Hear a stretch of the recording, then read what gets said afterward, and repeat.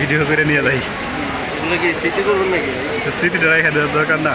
চাকরি বাজার না, চাকরির প্রত্যাশীদের আসলে কিছু করার থাকে না। ভালো।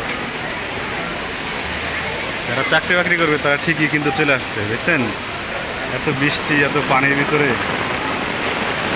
আসলে আমাদের কিছু করার নাই, তাই না? আমরা আসলে নিরুপায়। অবশ্য যাদের চাকরির রেডি করা আছে তাদের তো আশা লাগবে না, বুঝছেন? দেখেন ভাই, আজকে আমাদের একটা চাকরির ইন্টারভিউ ছিল, লিখিত পরীক্ষার। কি পরিস্থিতি! ঢাকা শহরে যেমন বৃষ্টি তেমন বন্যার মতো পানি জমে গেছে। তার মধ্যে চাকরি প্রত্যাশীদের আসলে কিছু করার থাকে না, তারা ঠিকই চলে আসছে চাকরির জন্য।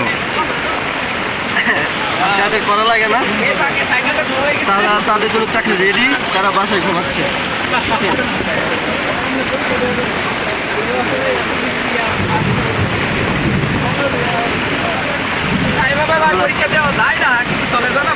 আল্লাহ পাক সবার চাকরি মিলাই দেখ।